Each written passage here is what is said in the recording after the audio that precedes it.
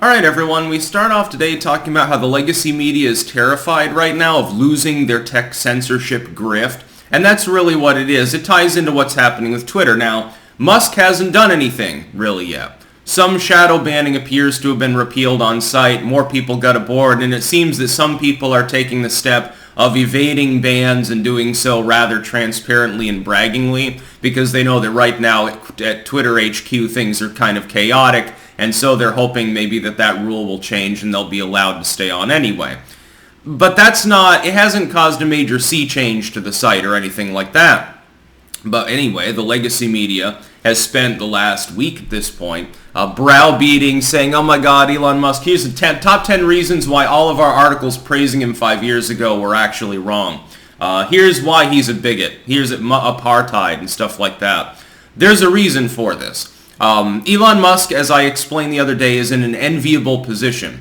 He is the only mainline tech billionaire who doesn't fall into one of two groups that the legacy media likes.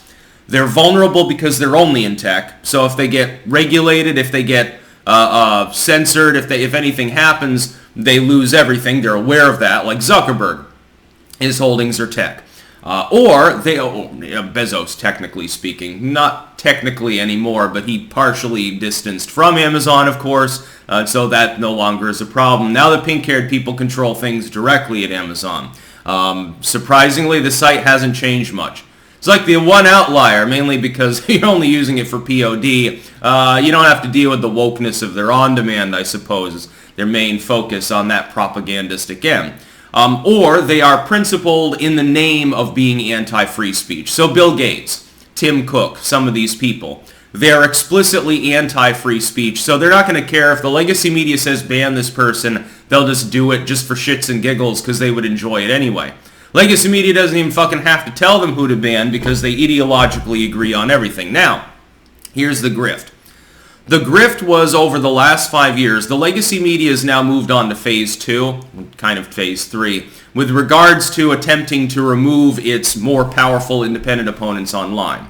That is that the whole idea of all the censorship we've seen, at least insofar as it's being promoted by the legacy media, effectively is to get rid of their competitors. To sanitize large swaths of the internet, to get rid of the independent content thing, because it is crushing them. And big tech, by the way, agrees. Big tech realizes you've hit critical mass on the internet with content creation, and as long as there's enough content there so that people are maximizing time spent on content, it doesn't matter if there are 100 overlapping people competing to make the same content, because that person at one time is only watching one of those people.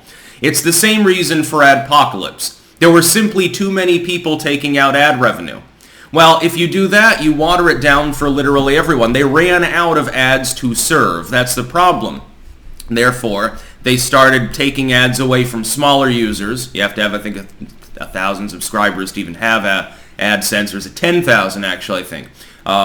They don't get it at all, and then, most of the user base, the independent ones, they get it throttled.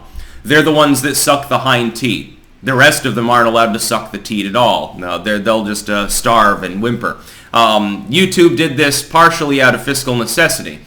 Big tech is involved with this grift because it realizes that the same phenomena for AdSense is also the phenomena for engagement as a total.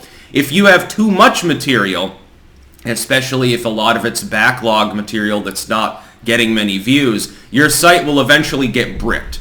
That's the problem. You got to start banning people. You got to start making sure the content is hidden. It's there. It doesn't cost much to store it, but it costs a bit more to serve it out. And of course, when you've got 10 million fucking videos competing under the same tag, gonna be kind of hard unless you randomize the results more and say, okay, everything with this tag, it's just gonna randomly spit out videos from this list.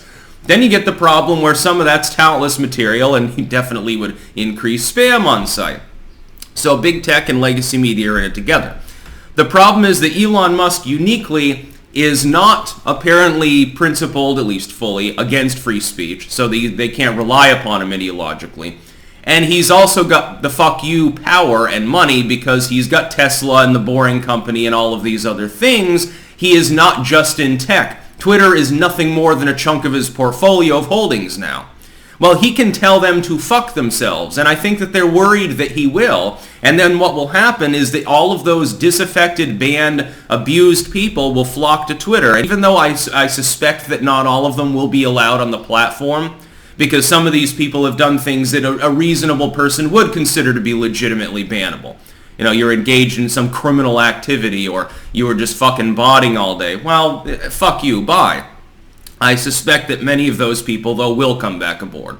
And I suspect that Twitter will win in the end as a result of this. What they'll find out very quickly is that Elon Musk doesn't really mind if Twitter operates at a considerable temporary loss or a slow trickling loss even over long periods, because it doesn't matter to him. He's got enough wealth in other holdings, etc., and can do enough tying in as far as marketing and branding that he doesn't necessarily need to make it instantaneously profitable. And anyway, if that were the case, then much of big tech would have gone under years ago anyway. Many of these sites operated at a continual loss for a continuous amount of time.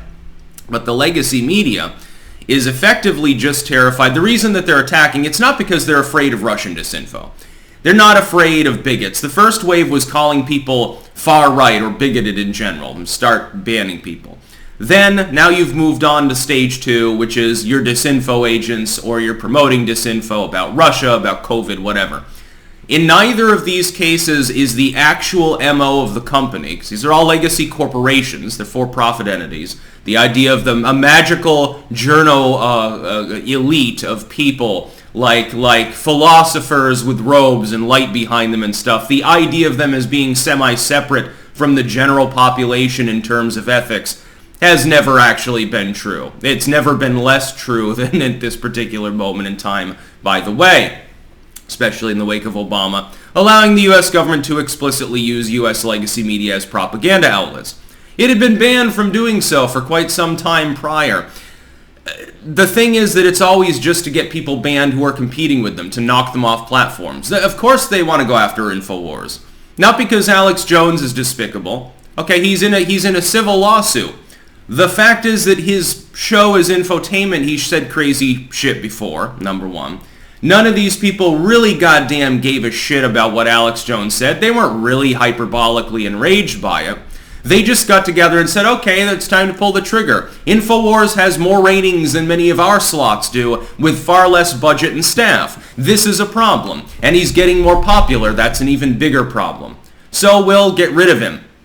And you'll notice that at first it was mostly outright bans, especially cross-platform bans. It's effectively the equivalent of getting raided, but by corporations with billions of dollars of assets.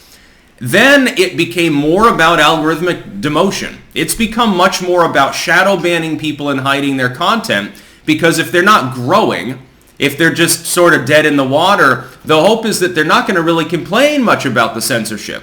Most of them won't. Hey, I've got mine. I got my 200,000 people. Yeah, I'm getting half as much engagement because no one ever sees my shit. But I'm still there. I think they've miscalculated, considering that those of us who fall into that category of people that are still being abused without being outright silenced have simply rolled that over into a very, very successful push for new tech. Whoops. And now they're worried because they might have to fire on all cylinders on two fronts because Twitter will fly the coop. They could count on the Twitter team that cucked Jack Dorsey to follow the rules and to ban the people that they told them to ban. The ADL, the SPLC, they're all very upset right now because they won't be able to simply show up. They're not going to be able to bribe Elon Musk. I don't think that there's enough that they could give him. And it's not clear they can really threaten him because he's got so many of these other assets. It's going to be really hard for them to undercut him. I know that they'll try. You think this disinfo policy board that Biden created the day after Musk bought Tesla, you think that's a coincidence? And that the number one anti-free speech hall monitor is the one controlling it, that's a coincidence too? Jackowitz there, the one that's total cringe. Basically pink-haired without having pink hair. I don't know. She used so much of the hair dye that it just soaked into her scalp, leaving her hair looking normal. It's the funny part. That's about all. Peace out.